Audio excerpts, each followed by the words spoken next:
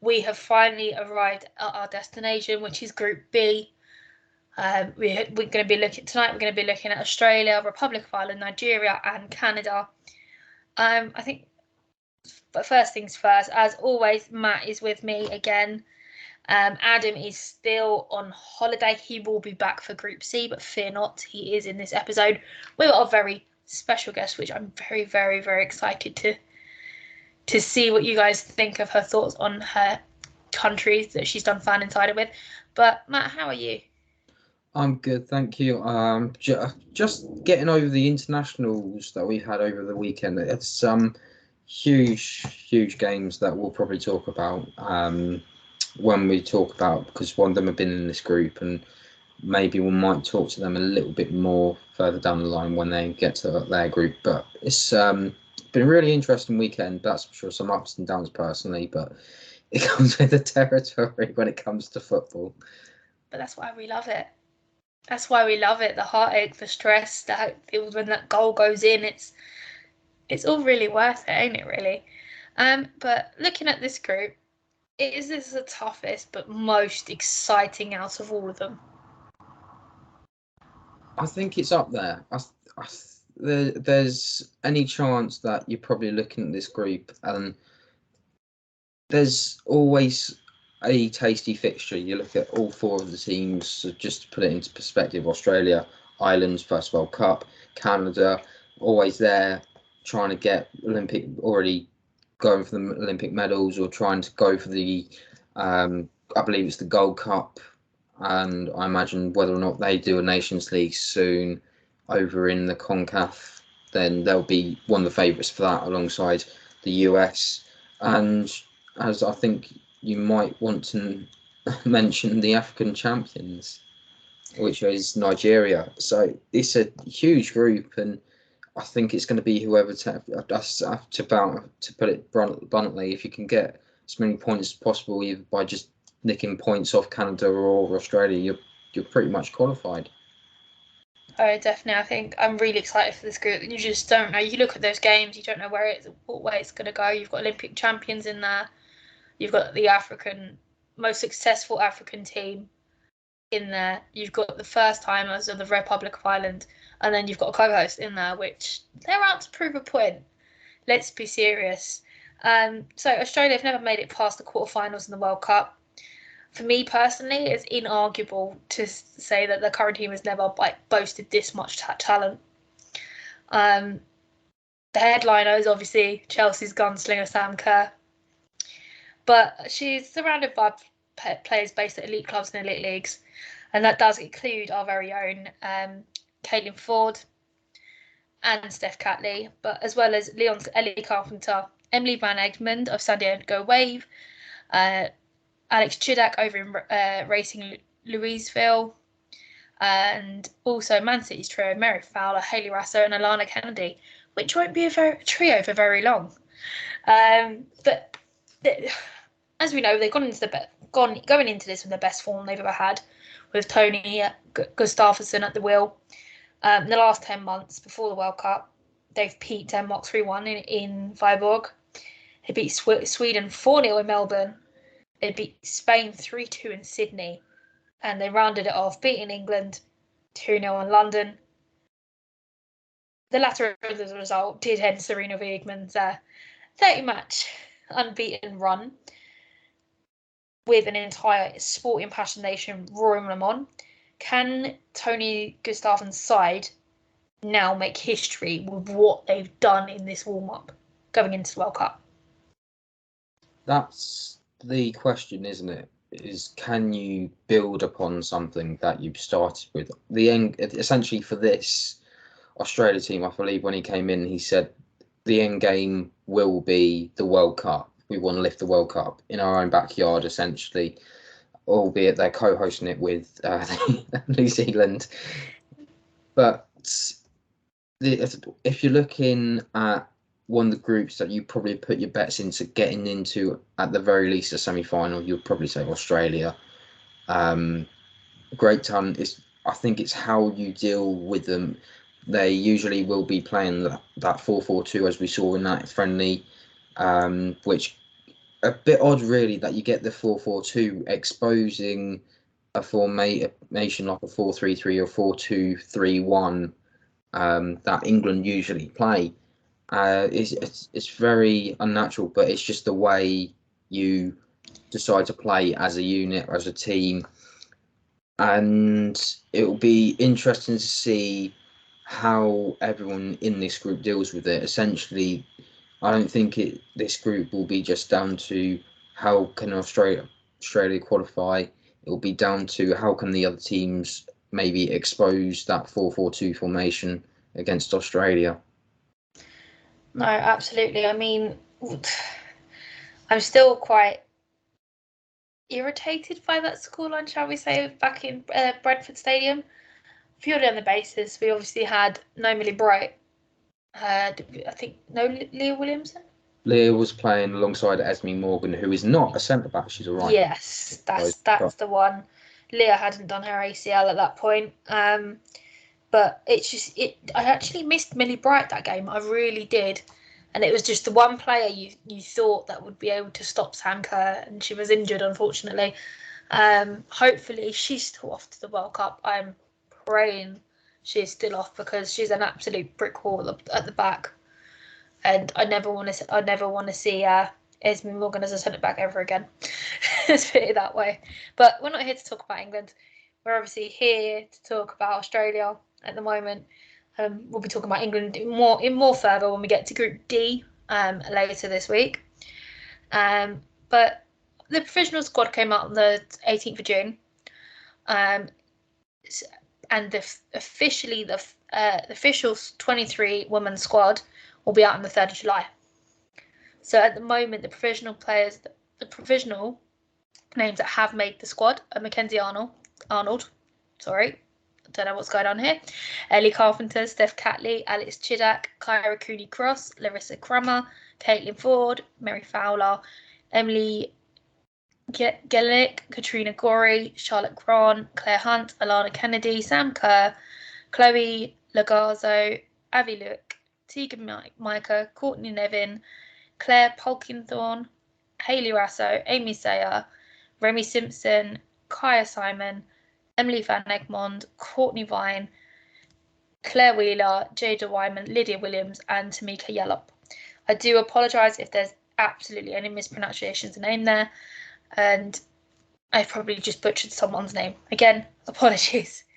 But what have you made of Tony's picks for the provisional squad? I think it's very similar to England in their Euros. It's the strongest squad that they've got. There's going to be players that are going to miss out. There's players that have sort of made a name for themselves in those friendlies. I believe it was.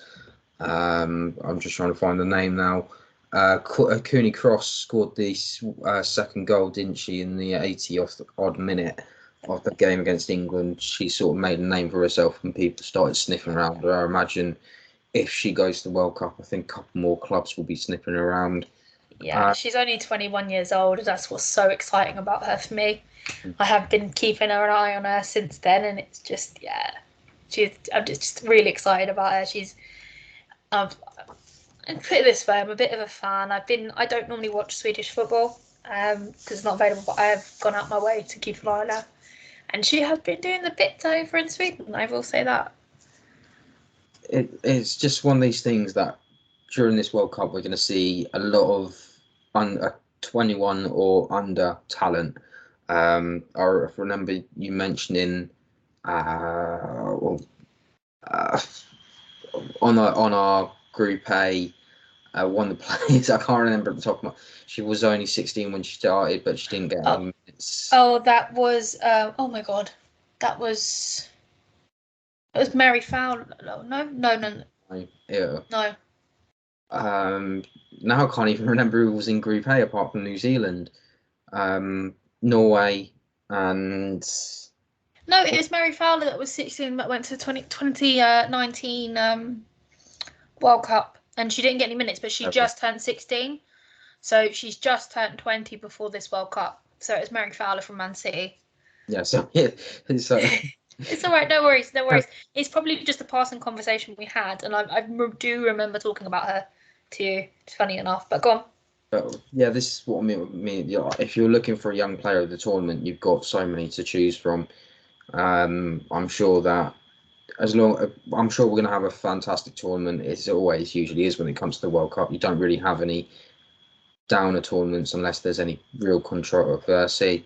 We won't go into what those can be, but I don't even know if there's going to be VAR in this World Cup. I think this might be the last World Cup before they introduce VAR, especially. Do you know what? That really annoys me. Don't get me wrong. I know VAR is part of the modern game, but it takes away that debate when you're sitting in the pub with your mates. Oh, what wasn't a goal? What was a goal? Was it offside? Was it this? Was it that? But the thing is, you will still have that debate, but it'd be all about the referee decisions, and that kind of bores me. I I've want had to be talking, was it off the line? Was it on the line? And that's what football's all about. It's the debate, the opinions, and it's a case of when you're out, you put your phones down and just start talking to each other. And once they bring that in, I don't want it to take that away, if that makes sense, like it has in the men's game. I don't think we're all there yet, but I think the goal line. I think we'll have the goal line technology, which is quite interesting actually. Being not to Yeah, bring up Arsenal, but being away in Munich and the goal line clearance, and you're thinking it's gone in. You thought but no, it was off the line. it was a brilliant clearance as well. Absolutely, some absolute Um, cracking defending there, though. and now she's joined Roma on a free. Yep. So that's another player that's got some Champions League. But we're not here to talk about Champions League They, football. That'll probably come up a bit later on yeah. during No, the. But yeah, there's so much young talent, some experienced heads as well. It's almost like if you had to pick play, not just players to watch, but if you had to shortlist a young player of the tournament at the moment, or who you got top goal scorer was going to be, I, I think you'd probably pick Australian players at the moment. do you know what? At this point, I'd be torn between Courtney Vine and Kyra Cooney Cross. They're 22, and I think Courtney Vine's 22, but I know Kyra is 21, and I'm just the both pair of them just make me so excited just to watch them. At the moment, Courtney Vine is obviously playing at Sydney Football Club in the A League. Her speed and agility to pull away from fullbacks make her immensely dangerous in both link-up play. When she's going through on goal, in the last two seasons, for example, she had 12 in 21-22. She had 12 games, 11 goals and 2 assists. This season, 21 games, 7 goals and 8 assists. So numbers talk, and that's what you want to be seeing from your right wingers. Wingers. Sorry, my speech has gone down the toilet today. I do apologise to everybody that is listening, but obviously the Matildas are not short on right backs at all. Full stop. And the likes of Ellie Carpenter and Charlotte Grant around, but Vine does have, although she does play on right wing, she has the ability to track back and defend when needed. Which makes her a well-rounded winger, which I'd love to see in the WSL one day, if possible. In 14 appearances for the Matildas, she's shown that she can play with Sam Kerr. She played with Caitlin Ford up front, and it feels like she's been with the senior team longer than the 18 months she's already been there. She's just perfectly slotted in for me. If we look back to the game in September 2022, they played Canada. She sort of weaved her way through that back line, and with the level of experience that they've got, that should not be happening. She did take her shot. It didn't go in. I'll give her that. But it's just, I feel like it's an indicator of the talent that she's got in her locker. but she's just nothing short of superb for me. Like, she's one of those players that just makes me very excited. I think she's going to shine through this tournament, depending on how far they go. Matt, is there anyone in particular for Australia you really want to see play, apart from the Arsenal girls? Because we are an Arsenal podcast. We're always excited to see Steph Catley and Caitlin Ford to play. But is there anybody else in that team you're excited to see more of? Well, it's really interesting. You see Mackenzie Arnold at West Ham at the moment. She has those days where, obviously, we've seen it against Arsenal, where she will just be on fire. There's nothing really else to really talk about there. But she has those days where she's really good, but then there might be a game like against Man City where she completely gets out of position and Chloe Kelly goes and scores in basically an open net.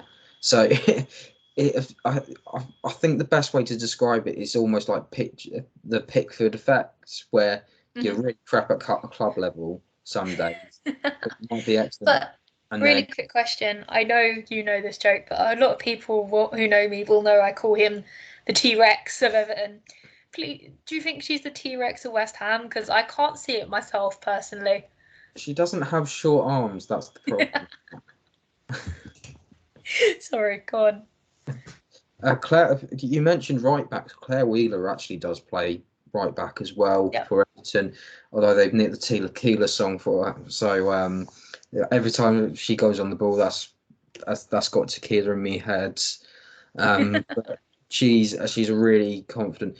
I think the best way I can really describe her is, if you haven't seen her before, she just likes to run forwards with the ball. She's almost it's almost like a mirror on that left hand side with Steph Catley going forwards. She can cross the ball. She can play a long ball if she wants to, but she hasn't got that. She's not really much of a set piece taker compared to Steph Catley. She hasn't really got that in her locker.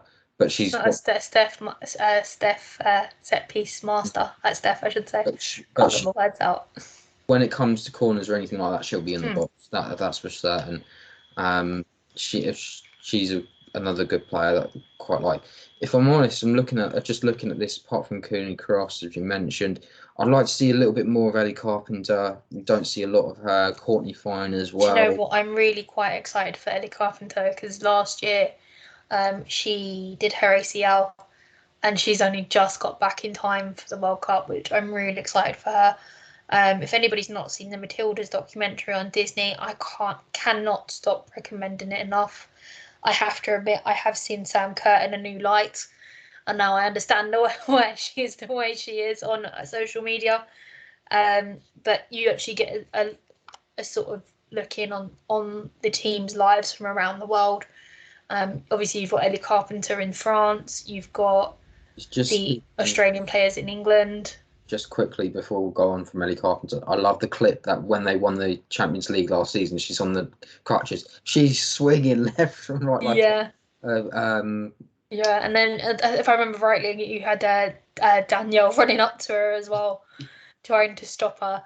It was brilliant. I think it was Danielle van der Donk anyway. Yeah, I've never seen anyone use crutches that fast. It was almost like she was sort of swinging. As Spider-Man on crutches, it was the best. Spider-Woman on crutches, even. It's probably the best. Probably put it, but yeah, it's a lovely video. But yeah, you've got so many talented players there. It's just almost like, if you had a wand, which one would you pick to play for England? I think, besides the Arsenal players, you'd probably be a bit. Well, we need someone in midfield, probably. Yeah, definitely. I do want to touch on Kyra Cooney Cross again. I absolutely adore this woman. I think she's brilliant. She plays for Hammarby in the Damallsvenskan league over in Sweden. Any Swedish fans are listening, I know I just butchered that. I do apologise. I have been actually practicing trying to pronounce that all day. But with her team, the league's currently still going on. They're 3 points behind BK Haken in the Damallsvenskan league. She's been key to their season, as they've already listed in the Svenska Cupen earlier this month. For the World Cup, I think we'll see the dynamics of her as a number 10. She literally assists for fun. She's also that 8 that creates the space of the opportunities for her teammates with ease. She also has that element of being a 6 and defending that midfield with no problems. I think her understanding of midfield is way ahead of her years in terms of her age, but there's also similarities for me in Leah Volti. The way that they read the game, and it's looking at Leah Volti like just a touch, not massively, but she's a well-rounded midfielder at the end of the day. For me personally, I think Tony Gustafsson should be starting her as a number 10.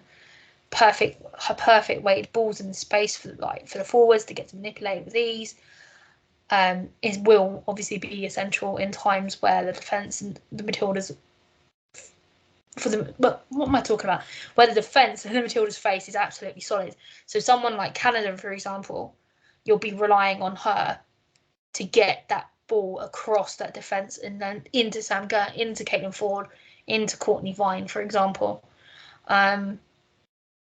It's just she's has an element to her that is like Courtney Vine as well, with her speed and ability to pull away from the ball and her opponents.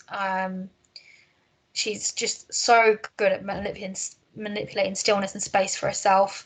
She knows how best to gain the best out of her game. I do feel like she's understated, but she's so talented at so much. She could be the key to get them through to the round of 16, and I'm just so excited for it, like for her to showcase what she's got, and possibly, how do I put this nicely? Possibly the WSL could steal her from Hammarby. Possibly. I think another talking point for Australia is the skipper Sam Kerr. How many goals is she going to get through this group? Bearing in mind, in 4 games last time, she had 5 goals in France 2019 before they crashed out. How many goals is Sam Kerr going to get through this group?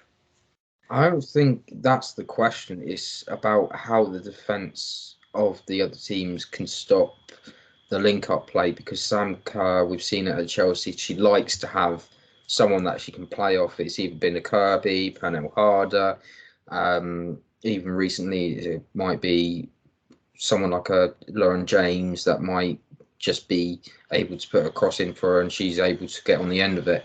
It's just, how would you stop that? We've seen it a couple of times with Arsenal, with Hafa and Leah being able to stop her in the tracks. It's not just pure luck. You need to be able to adjust, because she's a pain. To put it bluntly, I nearly said pain in the butt, but I do apologise, ladies and gentlemen. I have made Lottie laugh while she was taking a sip. Yeah, that was really close. You just picked the right moments, and I've got a mouthful of water in my mouth. Fantastic. You and Adam are as bad as each other. Every time. I should have said a thorn in her side. She is just constantly going and going and going, and it's especially, I remember at the game of the Emirates, just we knew the game wasn't going to be. Again, we're bringing Arsenal into it. We know that Arsenal went 1-0 up, and just Arsenal didn't want to get that second goal. Had they got that second goal, Sam Kerr goes and heads in. Okay, it's 2-1. Doesn't really matter at the end of that. But that's what Sam Kerr does. I'm trying to think of someone that she's very similar to, but it's hard because on the selfishness, I'll probably say she's probably up there with Harry Kane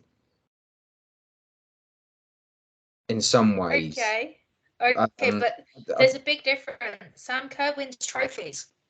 Big difference. I just want to make that point, and I thought a lot of people who do this on a regular basis. Hang on a minute, it's Lottie feeling I'm actually sticking up for Sam Kerr. Yeah, Sam Kerr is that prolifically.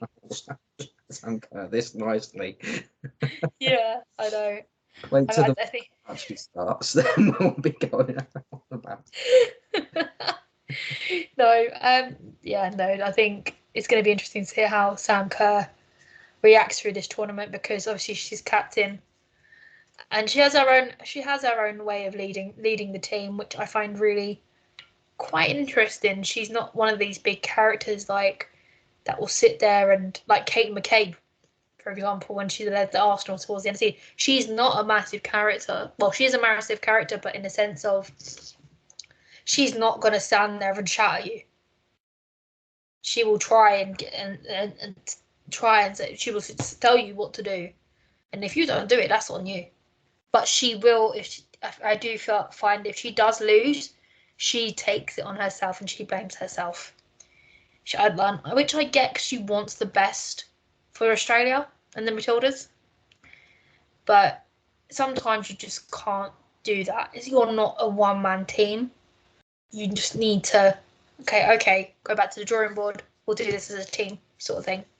My only problem as well is that when you have a striker as your captain, especially if you've got a goalkeeper, if your striker's having to come back and tell you things in the middle of a game, it looks a little bit awkward. It's like when if the goalkeeper's telling you about something, like there's an attacking set piece in the other half, you're not expecting the goalkeeper to run all the other way, tell you what he wants you to do or anything like that. Yeah. No, I get that. Others to do that. So it's interesting to have. I can kind of get it from an Australia point of view. There's probably other players that probably feel that more captaincy role, like leading by example. But they've probably got like 3 or 4 different players. I'd probably imagine Lana Kennedy, maybe one of them. Steph Catley will definitely be one. I'm pretty sure I've seen her wear the armband at one point. I'm pretty sure Mackenzie Arnold was wearing it at one point in the England game. She probably was, to be fair, because Sam Kerr didn't play the full 90 minutes, did she? So there's a strong leadership group probably across straight through, but obviously we don't know the ins and outs of the Matildas. But we're going to move on to our next team, and that is the Republic of Ireland, managed by Vera Paul. Australia and New Zealand 2023 is not just their first World Cup, but it's the first team major tournament, despite never making it into European or global finals before now. The Irish have been edging steadily closer during the last 10 years. Out of 8 debutants heading down under, Portugal are the only ones who narrowly rank higher than Vera Paul's side, whose recent scalps include the likes of Australia, Scotland, and also fellow first-timers, Philippines and Morocco. I feel that this particular draw for Republic of Ireland and her players hasn't really done them any favours. From a section that includes the co-host Olympic champions and the Africa's most successful team, as I mentioned earlier. I do feel like it's going to require like a Herculean sort of effort. But in terms of what they need from Vera Paul is a case of her vast experience from being a manager, as well as keeping everyone well organised and defensively sound. I mean, what do you expect from Vera and the Republic of Ireland through this tournament? This is very. I don't want to call it a fairy tale, but it is basically a fairy tale. For it very much reminds me of Northern Ireland when they went to the Euros in 2014. No, it can't be 2014. 2016. Sorry, I'm getting my men's and women's Euros and World Cups mixed around. I do apologise, ladies and gentlemen. Essentially, Ireland it was really weird because during they were still qualifying during lockdown. And at that time, because I believe Russia were in their groups, they hadn't. No, sorry, that was the Netherlands. They had an extra games that they had to play. One of those games that they had to play was against Finland, who was ironically one of the teams that they were also chasing to get into that second place playoff. It was kind of ironic as well because they missed out.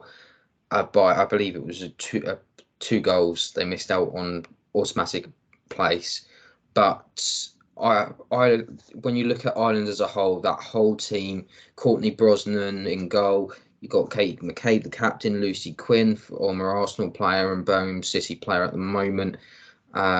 Louise Quinn. Lucy Quinn's the other Birmingham player. They've got two Quinns. So, but there's other players that you could mention across the board. Rashida Little John as well. She likes to get into it quite a lot with the heavy tackles. And this Ireland team, it's not just going to be about what they do at this World Cup. It's about them inspiring, like Katie's little sisters just started playing for I believe it's the under-14s for Ireland. It'll be inspiring that next lot to say, we've done it, we want you to do it as well, and we want this to be like the tradition now. Yeah, I think it's also nice to see it coming through to the senior teams, because obviously we've had people like Abby Larkin. She captained the under-17 side as a striker, and she's been made fast track to the under-17, to the senior team now. But they have been to European competitions at that age, under whichever. And it's nice to see them coming through to the senior team and actually making that progress for me, which is, I feel, really exciting. But at the moment, Vera has picked 31 players, which will be cut down to 23 before the World Cup in the next few weeks. So at the minute, we've got goalkeepers of Courtney Brosnan. For Everton, Grace Maloney from Reading, Megan Walsh from Brighton and Hove Albion. We got Sophie Whitehouse from Lewes. Defenders, we've got Harriet Scott from Birmingham City. Aina Gorman from Shamrock Rovers. Niamh Fahey from Liverpool. Louise Quinn from Birmingham. Diane Caldwell from Reading. Hayley Nolan from the London City Lionesses. Claire O'Riordan from Celtic. Megan Campbell from Liverpool. Chloe Mustaki from Bristol City and Tara Hanlon from Piedmont United. In the midfield, we've got skipper Katie McCabe.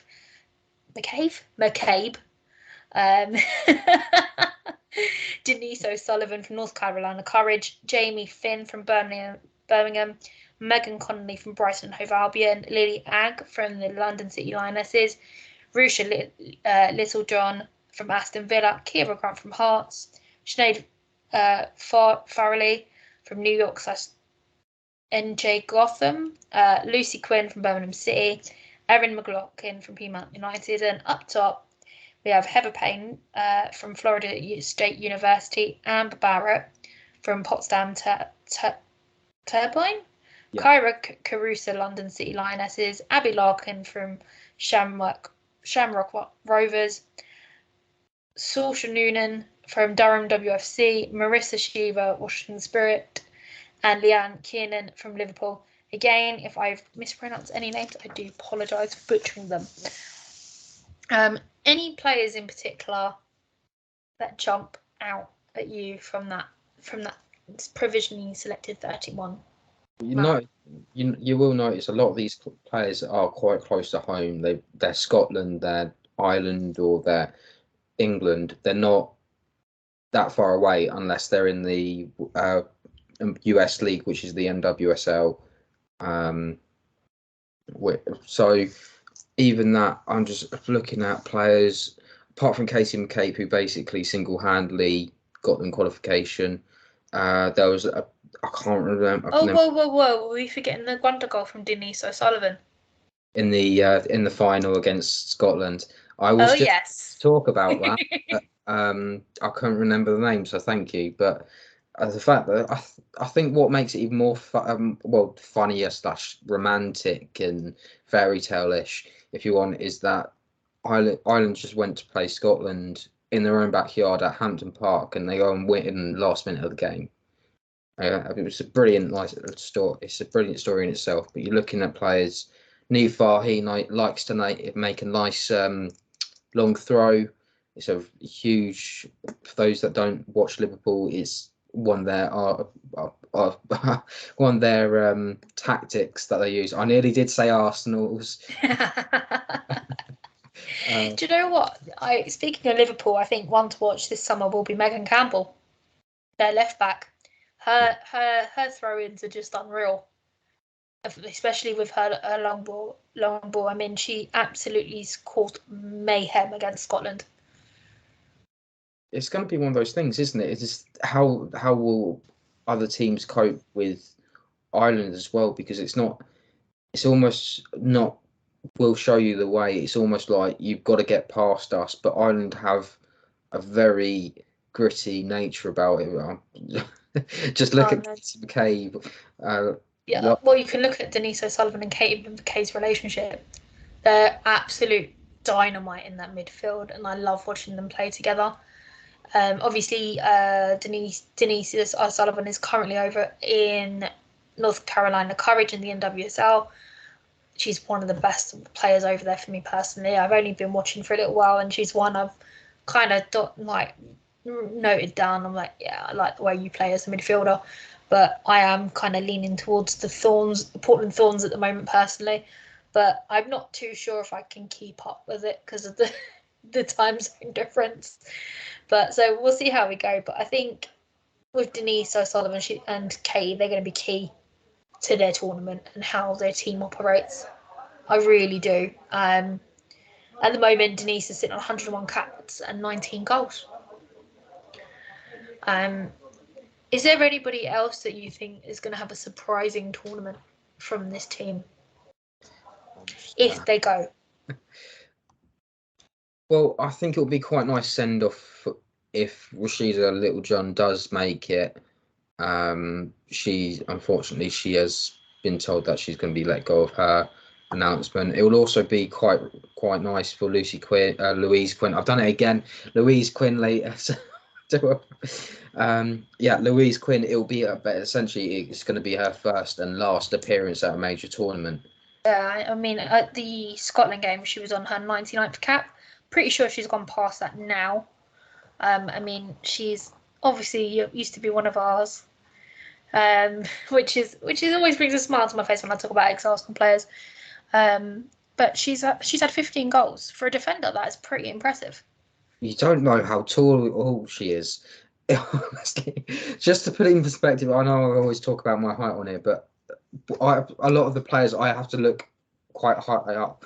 For Louise Quinn, it's almost like Adam level. Like she is taller than Adam, so I have to. It's almost like if I'm standing up now, all of a sudden it's like hi sort of thing.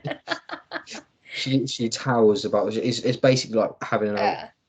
There is a later in the show. There is a I believe I've picked out a winger, and she is 5'11". So, yeah, she's huge. But we'll get on to her a bit later. But I get what you mean with the height. Everybody's taller than us. We're not really Vic Yeager's Wonderland podcast. We're short people united plus one very tall bean stalk, wow. I guess. I'm only kidding. Really bad joke. Dry sense of humour. But I think with this Ireland team, it's going to be interesting to see where they place. Fortunately, I'm going to be really harsh and I don't think they're going to make it out of the groups. I think they're going to place third, personally. And that's just being realistic with the rest of the group that is there. But I'm confident they will not finish bottom. I'm confident in that. It's difficult to say who's going to place where because I think when we talk about the next one, I think my justification might be a little bit more worth where I think they're going to place. If I'm honest. Okay, absolutely no worries. And we're gonna have a quick brief chat about Canada now. Before our fan insider with Adam and Mariam Kourabi comes up from She Scores Bangers. But Canada is obviously being managed by Beth Priestman at the moment. She currently has 25 players on her roster, which will be reduced to the 23 on the 9th of July. Currently, she has in goal, in terms of goalkeepers, she has Sabrina D'Angelo, Lysanne Prolux, I probably butchered that, Kaylin Sheridan.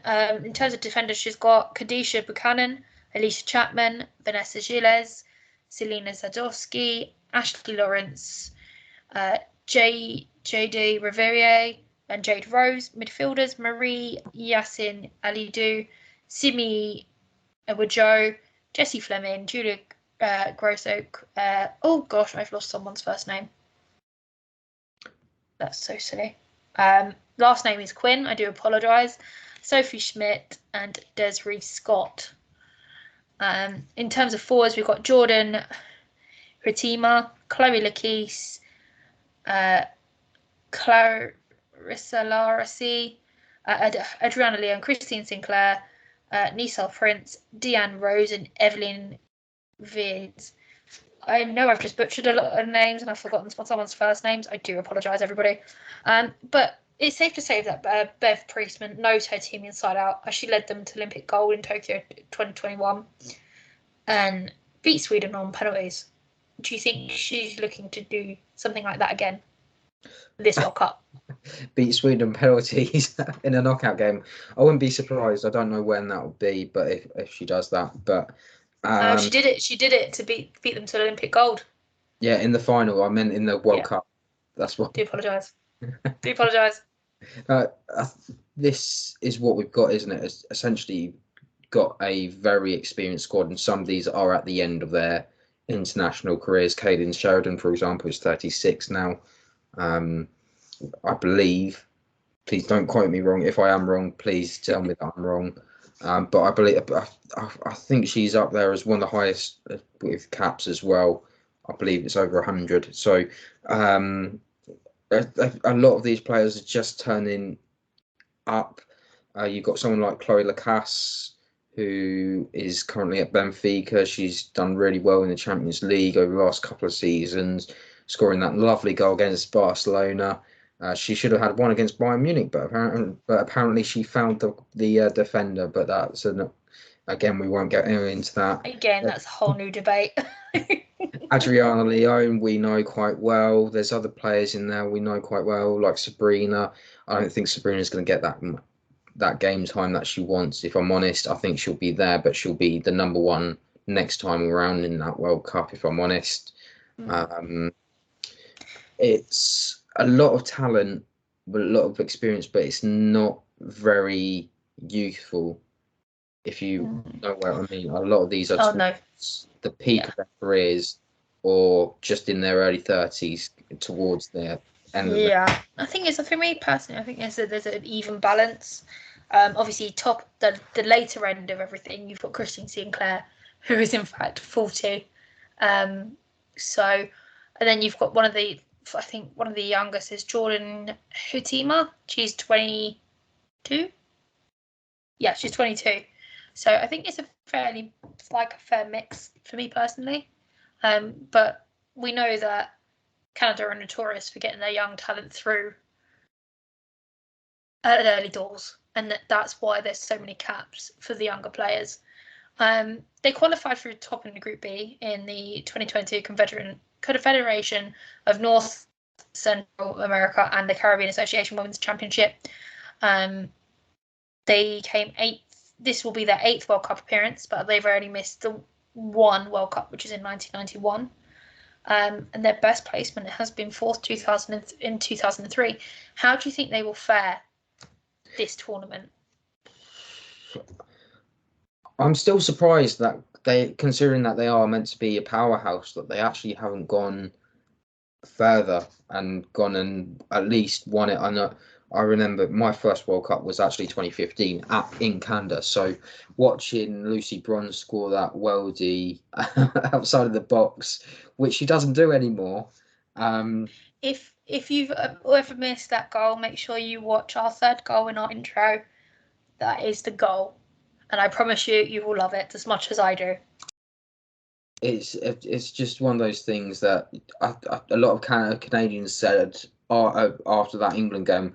We were so surprised by how you did that we want you to go as far as possible and try, and if you can beat the Americans, that's great.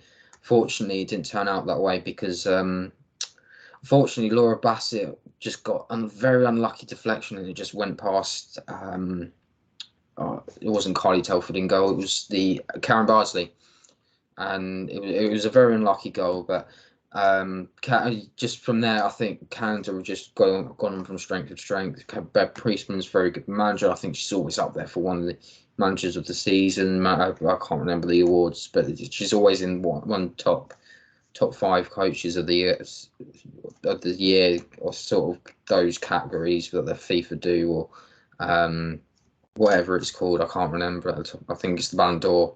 There we go. I just remembered it. But she's a fantastic coach, and there's a reason that she's lasted so long. I think she was still managing them in 2015, so it just goes to show that she's really trusted, and if she can do better and go as far as possible, I think that she might be willing to stay on a little bit longer. Canada do deserve some sort of trophy for their troubles, because they're a huge powerhouse that haven't got a trophy yet. Whereas you look at some of the other ones that have got trophies, and it's a bit of a shame, really. Oh no, definitely. I mean, they're a massive powerhouse, and like, especially with the likes of Christine Sinclair. She's their skipper. She's got over 300 appearances and 190 international goals. After 23 years of service, we do expect this to be her last World Cup. Do you think, Matt? Do you think that they're gonna put everything in behind their performances to make sure it is as successful as possible for Christine Sinclair? I think that's one of the motivations, definitely. It's, again, we talk about some players like Louise Quinn. I didn't say Lucy for a change. There's one last hurrah. You just go out there, give it 100%, and just make sure that you don't look back and go, you know what, in one of these games, I wish that I just squared it across the box or something like that. You don't want to look back at these sort of games and go, or any of these games really, and go, well, right, if it's going to be my last one, I'm going to make sure I'm going to give my all. If it means that we finish top of the group, if it means we just about qualify, if we just miss out, just make sure that you don't go out just feeling gutted at the end of it. Exactly, 100%. Put everything behind it and go get as far as you can get. I do feel that they are going to top the group, if I'm honest with you, due to their vast experience and some of the goals they've seen over the last year or so from them has just been absolutely bloody brilliant. But I am going to tip off a player for one to watch this tournament from Canada, and that is Jordan Huitema. She's 22. She's a forward at Olympic grade in the NWSL. She's got 64 caps at the age of 22, and if I'm honest, she's nothing short of bloody brilliant. Definitely one for the future. Everyone knows, as I said earlier, Canada introduced their players to the senior team very, very young. When talent is so broad as it is for the Canadians, it takes momentum to go from domestic club football, wherever you are in the world, to go on and shine for your country. And for me, Jordan has done that. She's had a bit of a quiet season so far in the NWSL, because obviously their season's still going. She's had 13 games so far and only 4 goals. But she's that player where you have those big moments and you need her to score, and she will do it, and she will be that difference. I do think she will be key to getting them through to the round of 16 and topping the group. I feel like her ability to outdo defenders and to reach balls first and headed them home means she's a perfect for the world's biggest stage. One of her biggest strengths, that is in absolutely no doubt, is her speed, while either getting possession or holding on to it. It's simply absolutely magnificent, weaving into spaces others wouldn't see or even utilise, and ensuring she's there for the rebound and finishes with confidence.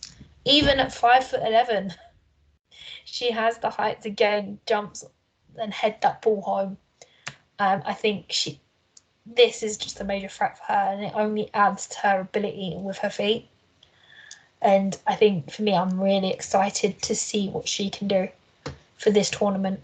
But definitely one to watch for me. What do you think, Matt? I think there's going to be plenty of players that we're probably, again, not used to seeing. Oddly enough, Deanna Rose has been called up. Whether or not she makes it will be a different matter because she was basically injured for the entire of the season of this season, which is kind of one of the reasons why Reading got relegated in the end, because they didn't score enough goals. And now I imagine she'll probably be looking for a new club. So if she's picked, I'm pretty sure she's putting herself into the shop window. I don't think she'll be sticking around at Reading, but it's a case of maybe it's too late, or maybe she just about gets that spot, and maybe she's going to be one of those players that comes off the bench and she does get something. And she is a fantastic player. This is the player, by the way, that actually scored the goal against Chelsea that nearly cost them the title the season before. For those that are wondering, it was a fantastic goal. It was a lovely little solo goal. She basically ran through the entire. It was just a very typical Sunday League goal, really. It was a long ball over the top, and Deanne Rose just runs through it. Millie Bright and Magda Eriksson just can't get back enough time, and she just slots it home perfectly. It would be nice to see her get into that sort of rhythm again, but Canada, they like to play a bit differently, so it'd be interesting to see what she's like when she's not in a red and blue shirt. Instead, she's in a white and red shirt. Yeah, no, definitely. But I've actually just had incoming. Adam is now ready with the Fan Insider, joined by Mariam Kourabi.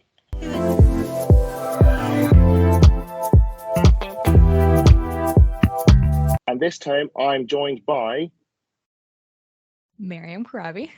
Kourabi, absolutely, but you're more commonly known as on Twitter. She Scores Bangers, yep. Absolutely. And like I say, as someone who follows She Scores Bangers on Twitter, it's superb. Lots of great information on there, newsworthy content, really good for keeping track of what's going on in the world of women's football. Thoroughly recommend. And I'm actually delighted she's on, because as a Canadian, that I can't think of no one better than to discuss what's happened with the Canadian national team, and a lot has happened. So what I'm going to do is we're going to wind the clock back before we even get to the World Cup. Yeah. A few things just to talk about. Firstly, Canada in 2015 did actually host a World Cup, and as an England fan, I remember it very fondly, even though it was quite sad when we lost Japan in very heartbreaking circumstances. We did also, and I apologise again, beat Canada along the way. They were, of course, hosts managed by John Herdman, then a fellow Englishman, who is now managing the men's Canadian team, being assisted by a certain Phil Neville. Funny how these things go. But since the World Cup, we were in the 2019 World Cup. That one didn't go as well. I wonder if we could maybe just quickly pick apart what happened the last time Canada went to a World Cup. I think it was quite disappointing. Round of the 16. Certainly not where you want Canada to go, but I think it was probably what I would say, and what was clear is that it was kind of the end of the program with John Herdman. It was almost like there was a fair amount of, I would really call it, failures in terms of not being able to push it to that last edge. With the Olympics, they were able to get silver and bronze a few times again under him, but it was finding that last push. And one failure in that 2015 World Cup comes the 2019 World Cup. It was almost a little bit too repetitive on the field. Players were easy to read, and it was almost like John Herdman was a little bit struggling to get that final edge. And so I think for that World Cup, it was, every club here and there has that big tournament where you're like, yeah, we need to have a bit of a change up in management. And I think that 2019 was probably it, where we saw John Herdman move on to the men's, and we got Phil Neville's assistant at the time, Bev Priestman. As an England fan, we could sort of attest to that. In 2013, we had Hope Powell in charge, legend, which makes say as an England legend. Yeah. And that year, as we finished bottom of our group, it was a very bad tournament, and it was sort of an indication that we needed to move on. We went for a few managers until we got to Serena, where we got some silver at the end of it. But certainly, there's at the moment you feel like, it's run its course. The race has run. So obviously Bev Priestman comes over, and she was in for the Olympics.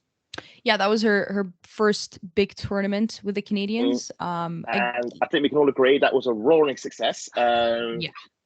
Could you just give a breakdown of like how amazing that whole thing was, from basically beginning to end? How did Canada do? Yeah, honestly, quite surreal. And it's funny because she came in and there was a lot of expectations, and she was coming in saying, we're gonna go into the World Cup and change the color of the medal.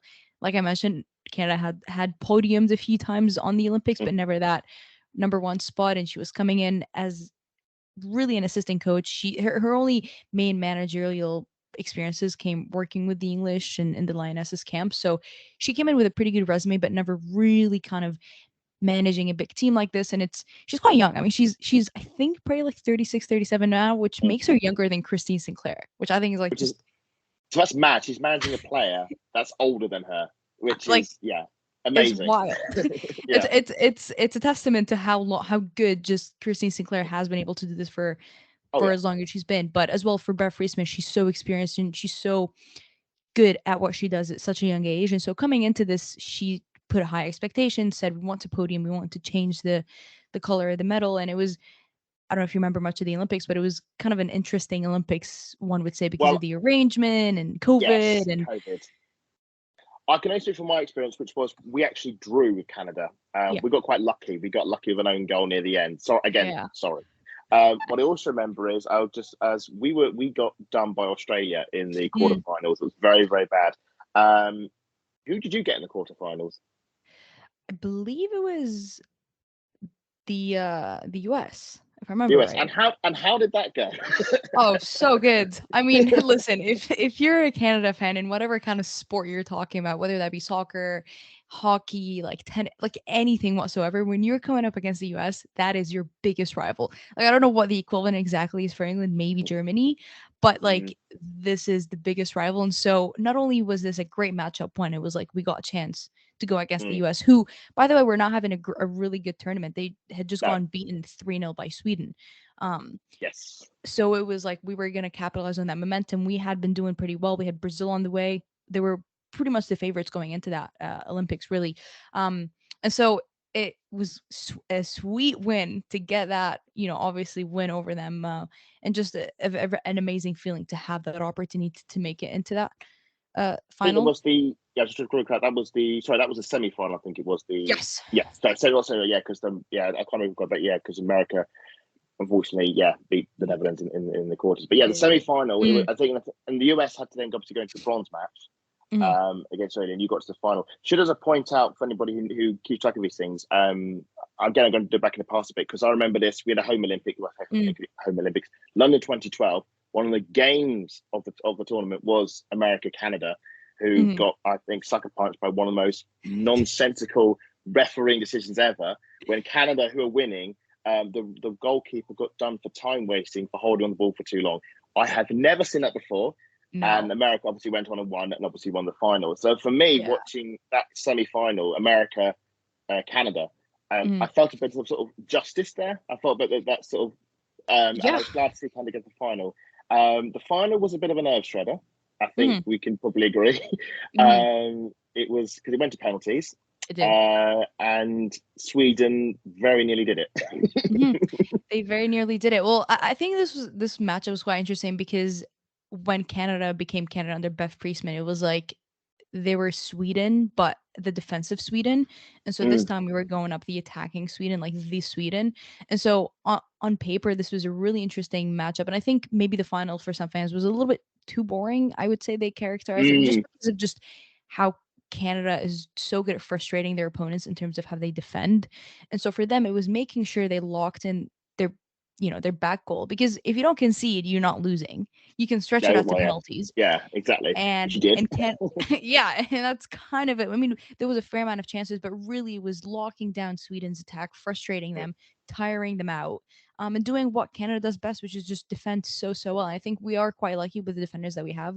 Katisha Buchanan in that game, and Zadorsky as well had an incredible showing. Buchanan specifically, a really, really good tournament in general, but to go to penalties. Steph LeBay, the Canadian goalkeeper at that time, she got called the Ministry of Defense after that game because it was just like, how insane. It's funny. I think if you actually put it up on Wikipedia, her nickname would be the Ministry of Defense because she was just that outstanding in goal. And obviously Julia Grosso, who I'm sure we'll get to talk about in a minute. Yeah, absolutely. Yeah, 100%. Scored that final penalty. So definitely a bit of a dramatic one, but I think the Olympics in general was just weird because there was no fans. It was like the middle of summer in Tokyo. So yeah, definitely an interesting one. It's always interesting with a penalty because I think Sweden had a kick to win it. I think it got down to that point, and that Lowe's moment, and that just when it doesn't happen and it goes the other way, it's such a heartbreaker. But that is football. So Canada obviously brought home some silverware. Everything's looking great, and then there was a press release, or there was something that came up on the airwaves. There was a joint statement from all the players. I wonder if you could just tell us what that statement was about and sort of what's happened since. Yeah, well, it's important to highlight the timeline since the Olympics. Canada was scheduled to do a victory tour around Canada, which I believe was only 3 games, which is not really the victory tour you're looking for a team who just podiumed in the Olympics for the first time ever and had beaten. This was a victory tour of games, was it? This was games around the country. Yeah. Okay, yeah. So in Vancouver and in Toronto, took place and whatnot, but in general, it was quite disappointing just to see the lack of federation attention and just kind of media attention from the federation that Canada was getting. And that was quite obvious in that 2022 year. So last year, and spilling into this year, it kind of tipped the edge where the federation announced that they were, or at least they let the managers and the head coaches know that there's going to be funding cuts, which is absolutely not what you want to hear in a World Cup year. And so it was kind of everything had been boiling up to this point where, Canada just podium. They just won the gold for you. They are bringing back home the first bit of silverware that a Canadian soccer team has won. Obviously, again, the silvers and the bronzes before, but this is the first bit of gold. And you didn't see the attention from the federation. You didn't see a boost in funding from the federation. And just to mention as well, they went into the Olympics with a reasonably smaller budget than all the other teams they went up against. So even in a tournament where they weren't as supported as they should have been, they still defied any kind of against odds with the federation. So not really given much attention to that. And then, the whole 22 spilling came in. And then by the start of this year, they got news that they were going to get funding cuts. Funding cuts, there you go. Bit of a tongue twister there. Yeah. And the players were just in protest in terms of you can't do this because it's a World Cup here. We're doing pretty much exactly what to the best of our abilities. We're seeing these repercussions on the youth programs because if you're not aware, Canada does not have a professional league. Probably one of the only nations in that top 10, I would say, in the FIFA rankings that don't have a professional league. One in the works for 2025, but we're already behind on a lot of the youth structures. And so our only really big youth structure is our youth international program. But even that program is going to get cuts in terms of how many camps that we're going to have a year. So whatever kind of work you were doing with the youth level, you weren't going to get it anymore. On top of the fund cuts that they were going to get in a World Cup here was really, really upsetting. And it was quite funny that Becky actually was one of the Janine Becky, yes. Yeah. She was one of the reporters that went with Canada to Qatar. And so her as a player, she was able to see exactly what the men got in terms of funding, just the support, the amount of staff members. This was something that they were also really stressing on about. Just pretty much everything of what they were able to get. And she was like, well, we're a team who's been going to the Olympics and the World Cup for like 8 straight years, and we're working with the bare minimum. Then we've got the men's team who just qualified for the first World Cup in like 50 years is getting all this stuff. And the point really wasn't to attack the men's. Obviously this was a massive achievement for them, but let's talk about equity of work and equality of funding, because when you look at the numbers, there's some moments or periods of the year that the women's would bring in a lot higher revenue than the men's. And so the numbers weren't making sense. The players felt that they were being really just highly massively disrespected. There was no games happening at home. There was no any kind of support. There was no push to make sure that the women do good at the World Cup. And so they stood in protest. They let them know in a letter. And then in classic Canada Soccer Federation style, they were like, well, you want to protest? We're going to sue you, which is funny because, and that statement as well is revealed that the players hadn't been paid that 2022 period, which just, again, like absolutely abysmal. And so it was not a great look for the Federation because they were threatening to sue, but they also can pay them their wages. Just didn't make sense. And it was around the She Believes Cup. Players protested not wanting to play, but after that threat, they really just, you can't really afford getting sued by your federation, can you? No. So they had to take on the field, and after that there was the resignation of the president of the federation and a change up in the boards and a lot of interim positions being taken up where there were some short-term agreements being taken. Still a lot of bargaining and talks to do at the table, and I think the federation has been able to settle a few deals that the players were asking for, where they're able to go ahead with the World Cup in terms of staff availability, in terms of equitable transportation to the World Cup and from the World Cup. So certainly a lot of demands have been met, but it's just quite disappointing to see that happen in a fight that took the federation threatening the players. And the thing is that from what I've seen on the global scale, I don't think Canada is the only one in which the FA, their FA has gone to war with their own national team over the national team simply asking for just basics, funding, money, support. I think back to our England team and the things that they've had to go through, the hoops they had to jump through to get stuff. And this is way back in, we're talking the Hope Powell era here, obviously. We mentioned her earlier. So it is a shame because Canada is quite a major women's footballing to national and international stage. They have, obviously, the greatest ever international striker ever. And, a team like that, you think should be doing more on the international stage. And that's obviously getting the Olympics is massive. But the fact that they've had a World Cup, I think because a lot of people know we actually both of us did a talk together after the Euros, and we're talking about how our country, England, would react and build upon the Euros. Obviously, you had a World Cup, and what we discovered was you had a World Cup, and then it was brought back to normal. Nothing happened. It was a real missed opportunity for Canada, and it just is baffling as Canada, which loves its sports. You have ice hockey, you have your football and stuff, and you're just like, oh no, women's football, no. Even though you've got some of the best players going around, I assume most of them play in the NWSL as well as in the and we've got a few obviously over in America, in England, like Sabrina D'Angelo, Sabrina D'Angelo. You got Fleming now. Khadija Buchanan also joining the blue side. Reading, they've got Deanne Rose. I don't know how that's going to look though, but it's actually quite interesting to see the flood of Canadians go over to England, but a lot of them are scattered around in Sweden. We're seeing an influx of that, but a good split up between the US and Europe. No, none at home, unfortunately. No, sadly not. I mean, I think it's baffling that to not even have a league, a proper professional league, when even countries like Spain are getting it, France have got it, America has obviously in WSL. We have the WSL, and then Canada just have said no, and it is baffling, and I do hope they're able to sort of get that together. Obviously, say the president has left, so hopefully that will lead to more positive things. Speaking of more positive things, there is a World Cup this year, and Canada are in it. So they are in Group B. Could you believe it? I know, can you believe it? So they are in Group B. Correct me if I'm wrong here, but I believe they are with Australia, the secondary host, Republic of Ireland, and Nigeria. So with everything that's happened, with the team we've got going at the moment, I'll just check the roster. Has the roster been released? I believe it has roster been released for the team.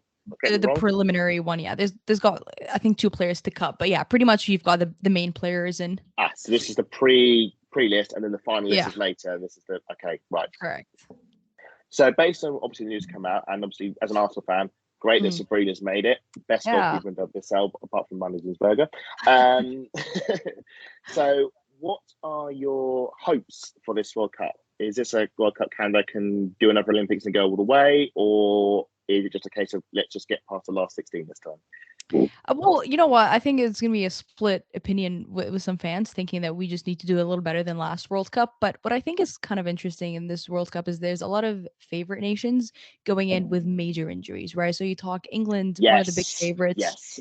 They've got Mead, like that some major players missing from major nations that could be the runner up. So you've got that with England, obviously Viviana Miedema, from the Netherlands, Leah Williamson, again another one from England. I think probably Germany so far, probably the only most healthy team going into this. So for me, it's hard to say, well, Canada is, going through an injury crisis and we can't really make it through the group stages of the round of 16 because this is something that a lot of the teams are dealing with. Now, taking a look at their group, I would say I really would call it the group of death. You've got the co-hosts of Australia. Yeah. I think a healthy roster of Australia is a hard one to beat. They just gave, I'm not going to bring it up. I know this is probably a sore one, but they beat the Lionesses, under Serena Wiegman. Nobody's done that They before. did. Yeah, the first ended our 30-game winning streak. For me, I'll just say for that win, loss, I think it was a loss that we sort of needed. I've always felt For that. Sure. I don't mind a beating run, but if it goes on for too long, you start getting reckless, you start getting and you don't build on the mistakes that are happening and you're getting away with. And a defeat like that is sort of a great way to sort of reset. Also, of Australia, it's a bit more bitter because they knocked us out of the Olympics. And when you got a player like Sam kryptonite, eh? Yeah, they're a kryptonite clearly, and we know the talent they have because they've got the likes of Caitlin Ford, likes of Catley, likes of to name but a few. I think you're right. I think it's a very exciting group, and I don't think Nigeria are to be sort of ignored either because you know the talent they possess as well. And Republic of Ireland, Katie McCabe, she's looking forward to obviously getting stuck in. I'm really excited. I must be with that group. I'm really excited for Republic of Ireland. I'm really excited to see what they do. It honestly can go either way. Like any team could top it, and any team can go through. And yeah, but I think I'd back up Canada and being able to go through despite the injuries that we have, and the likes of Janine Becky. If those are anywhere, she's also out with an ACL injury. A lot of our main players coming back from injury. So Dan Rose obviously out with an Achilles injury for some time. Yeah. Nichelle Prince, I also believe it was an Achilles injury last year in November, December. So she's just recovering back. So we've got depth, but that depth is also injured, unfortunately.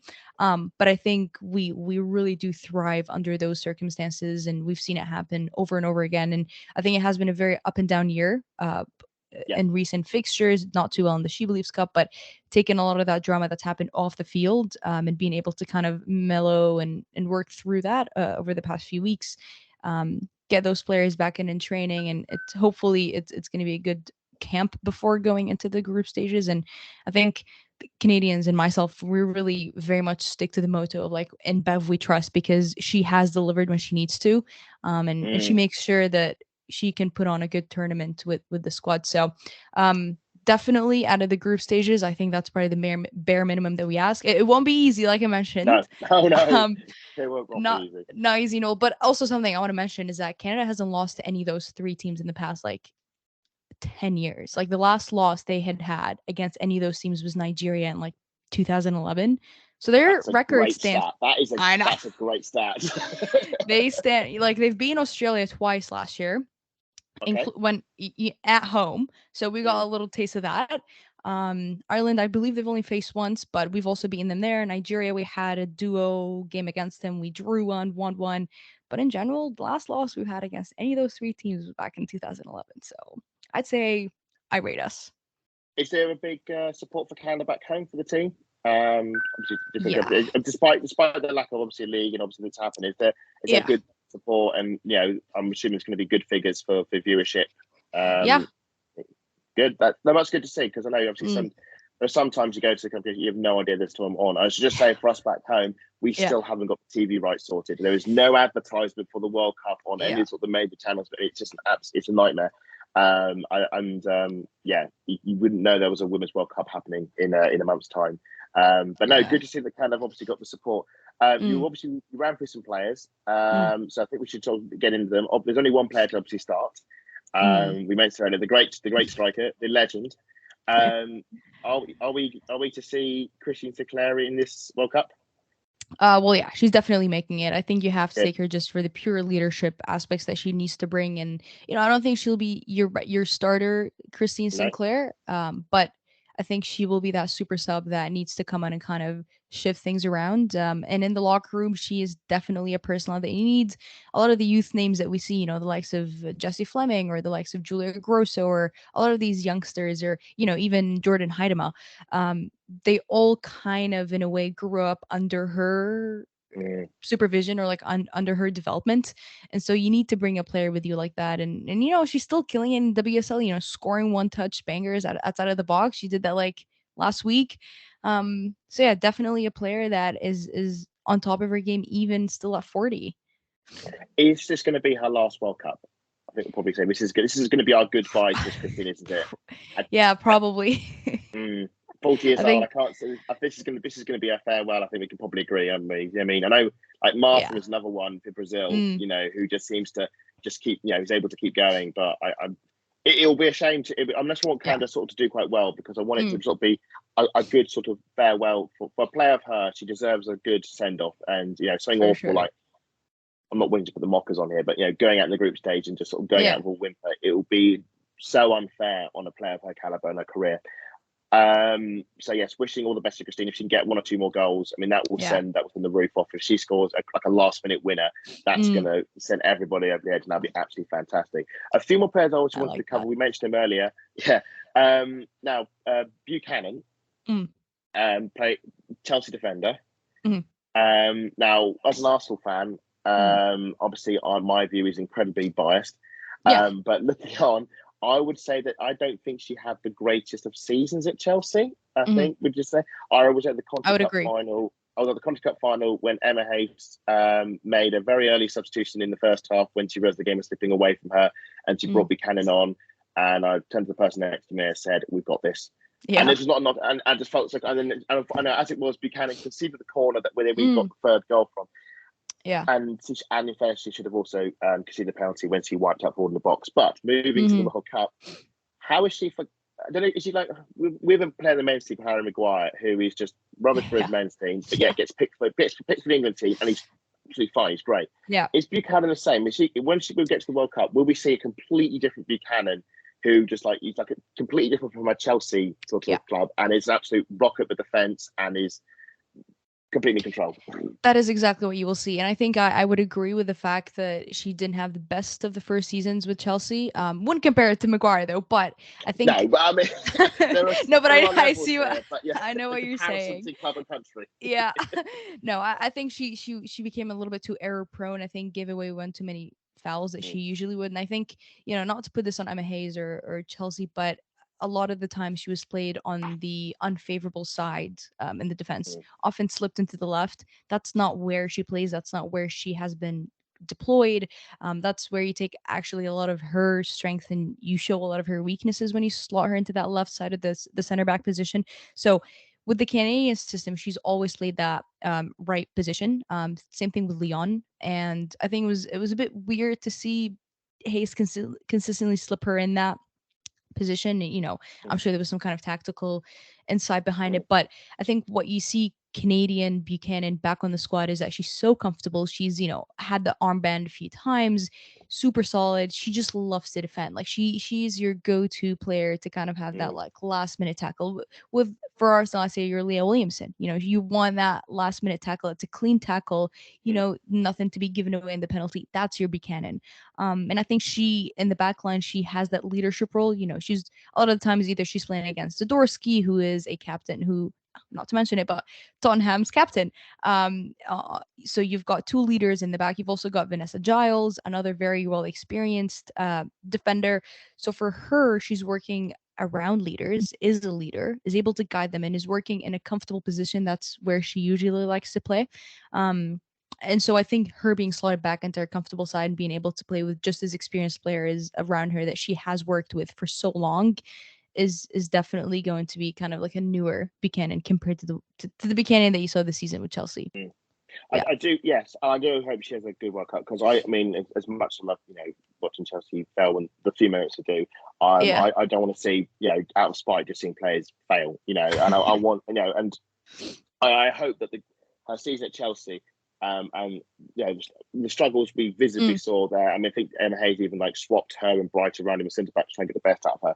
I hope that form doesn't carry into the World Cup, and we do see the Buchanan that made Chelsea sign her in the first place, and sort of remind everyone that she is actually quite a good defender, and it's not it's not as things appear in Chelsea. I just before I just want to talk on one more player. We have mentioned a fair bit, but I want to sort of let you sort of as a fellow Arsenal fan talk about the amazing Sabrina D'Angelo. Now she obviously came to Arsenal in the winter. The fans love her. She's pulled off some amazing saves. One of the games of our season at home to Man City, conceded an early goal and then pulled off a series of incredible saves to keep us in the game. A game we won, thankfully. I just want to get where is she in the team? Is she the Canadian number one, or is she going to be on the bench and maybe get as a rotational option? Because I think she's obviously fighting for that number one jersey. Is she Canada's number one keeper, or is she in a queue? She's definitely in the queue, but she's one that's making a very good argument for herself. Our number one is Kaylin Sheridan. She plays in the WSL for San Diego Wave, who has just been also having an incredible season as well. But I think that's what's so good about our goalkeepers is that both of them know how to keep clean sheets. Kaylin Sheridan just absolutely having the season of her life, really last season and this season. She won the NWSL 2022 goalkeeper of the year. And so that number one probably looks like Kaylin Sheridan, but shall an injury come up or a rotation, and I think what's so good is they both possess very different qualities, and so I'm sure you've seen Sabrina's very vocal up on front of the pitch.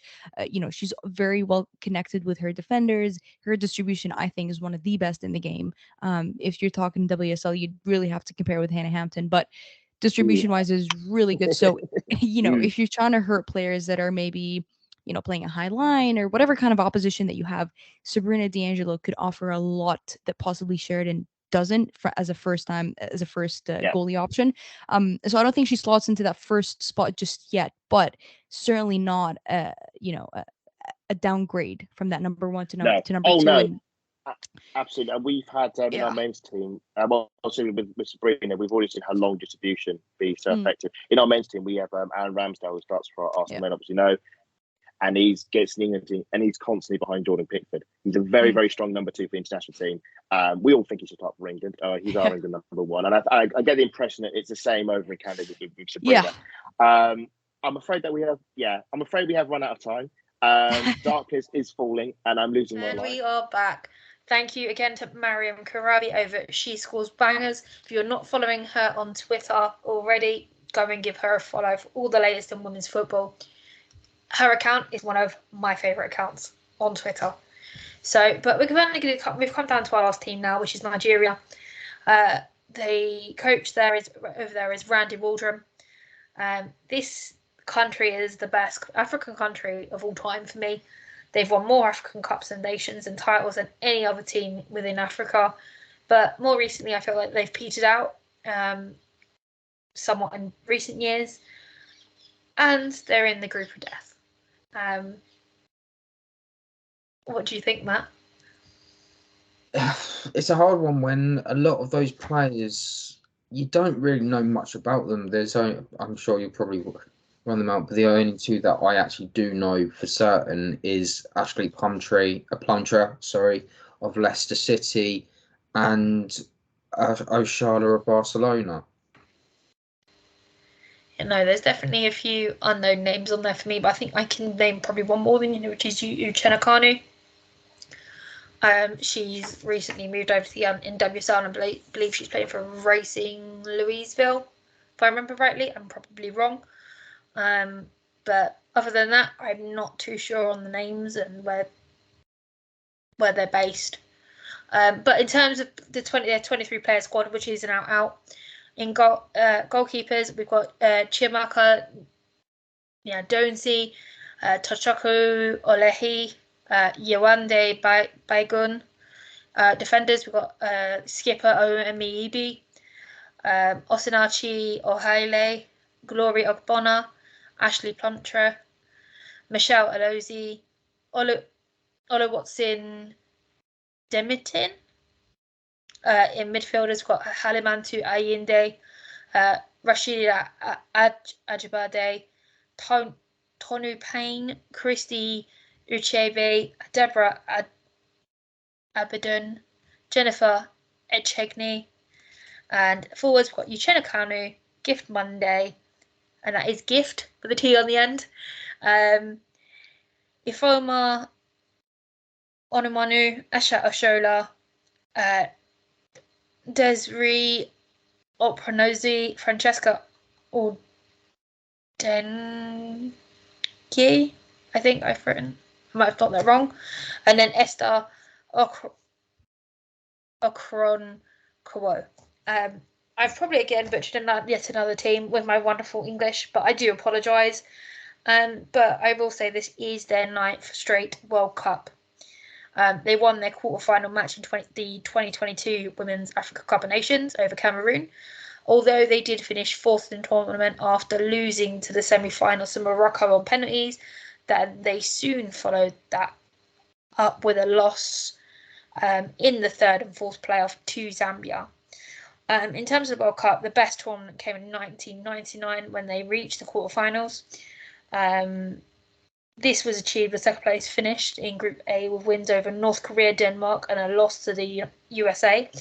Nigeria then produced a sensational performance in the last 8 and coming from 3-0 down in under 35 minutes to level with Brazil. But they lost in added extra time 4-3. How do you think they're going to fare this time round, Matt? It almost feels like, by the sound of how they've done, is they're sort of going through a reform at the moment, a bit similar to some of the countries that we'll talk on and off about.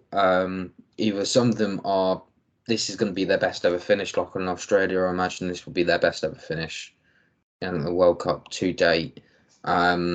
Whereas you could imagine that's a lot of this might be maybe it's too much too soon if some of their squad's not young enough. But then again, you've got someone like Oshola, who the reason why she's at Barcelona is because she is able to play to a very high standard.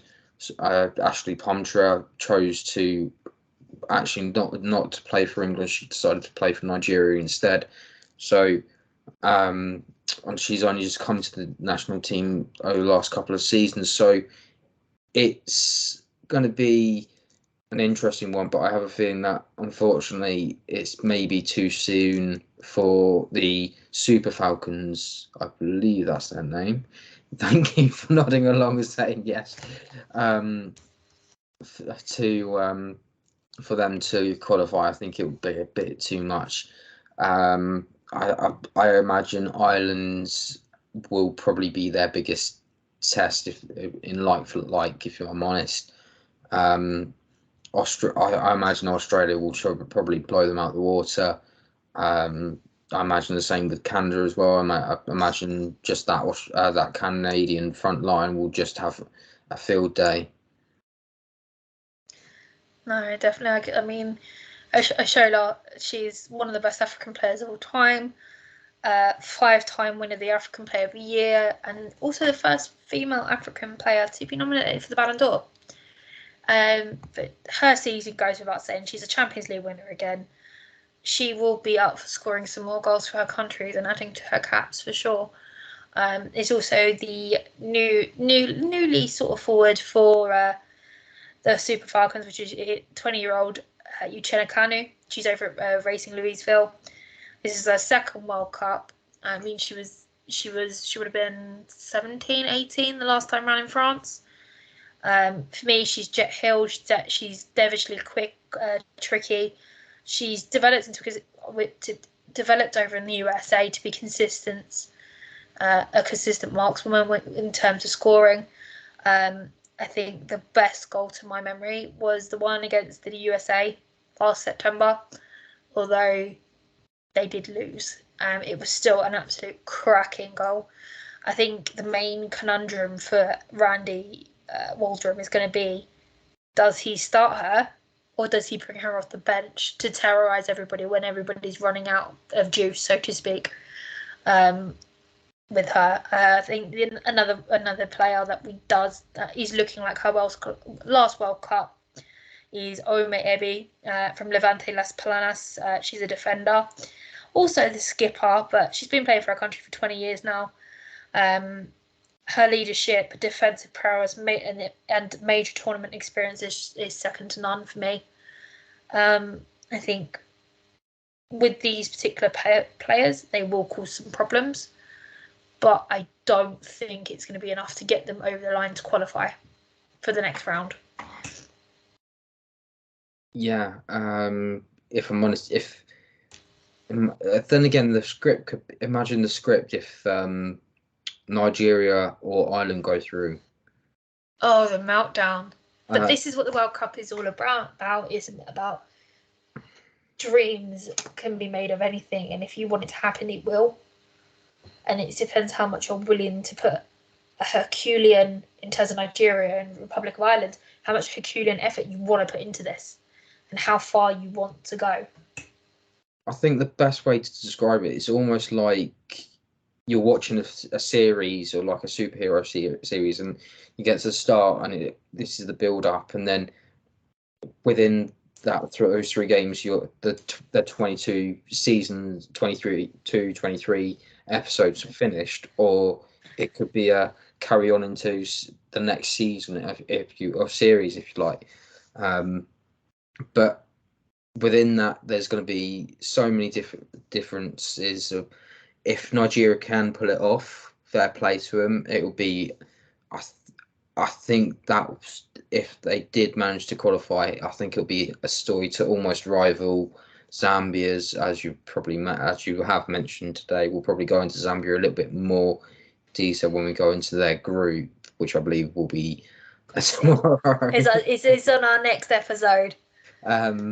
But it would be it's huge as a whole. I think that Africa has some sort of representation in that quarterfinals.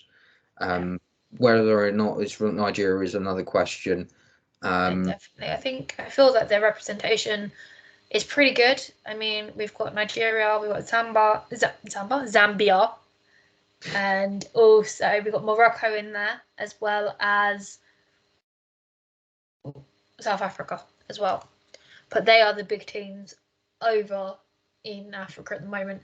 Although Morocco is at their first time round, but we will look at more of that when we get to Group H eventually. At the moment, we're only on Group B. But yeah, I think that is the last of the teams to be discussed now.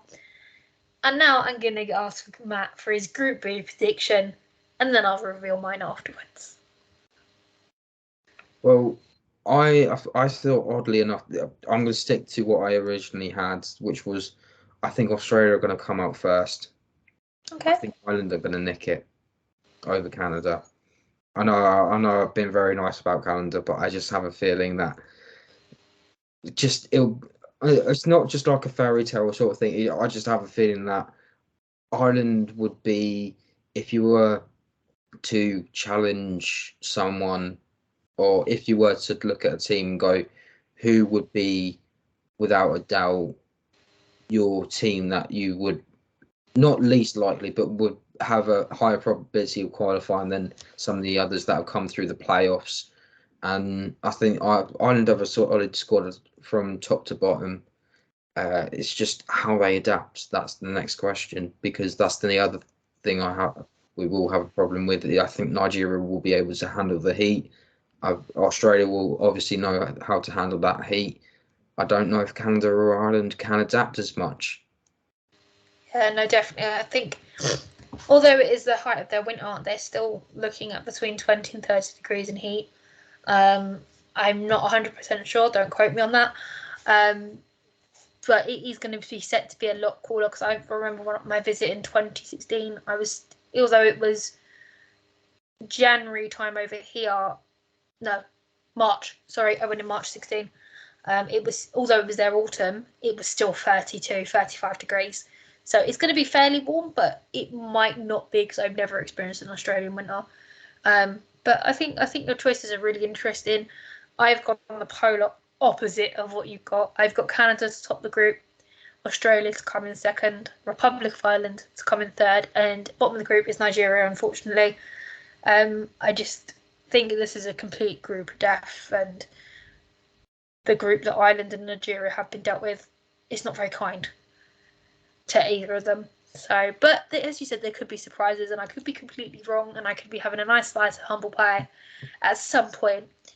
I'm going to move on to our next game, which Matt has introduced, and it's our five-a-side team. If you have before I forget, if you have a Group B prediction, who do you think is going to come top of the group in whatever order, please put it in the comments below. We'd really love to hear your thoughts. Again, five-a-side football. You've got 4 teams in the group. You're allowed to pick 5 players from the group. You have to have a minimum of 1 player from each group. Each team, I should say. Sorry, from a minimum 1 player from each team, and then you're allowed 1 extra to fill that fifth spot from any of the 4 teams. So I'm going to go first for a change. In goal, I've got from the Republic of Ireland, I've got Courtney Bronson. I've got Ashley Plumptre from Nigeria. I've got Kyra Cooney-Cross from Australia, Christine Sinclair from Canada, and Courtney Vine from from Australia. Same place. Yeah, I almost quoted her club, and we already know where she plays. So, Matt, who have you got? Oh, I've gone a lot different. I've made the rule of trying not to use any Arsenal players. Oof. So I know Kayleen, I believe that's her name, Kayleen Sheridan, the Canada goalkeeper. She'll be the number 1. Louise Quinn of Republic of Ireland, Claire Wheeler of Australia as the defenders, O'Shala of Nigeria up top, and then Rashida Littlejohn playing in the midfield. So as many cards as possible from Marosha. Yeah, So no, definitely. I actually quite like that. That's actually really different. That was really good. But Matt, thank you for joining me tonight. Guys, don't forget to post your five-a-side teams below, or your Group B predictions. Really curious to hear what you think. I've had a really great show this week. We will be back with 2 more shows this week, Group C and Group D, which is the one we're all waiting for as England fans, I'm pretty sure. So we will see you very, very soon.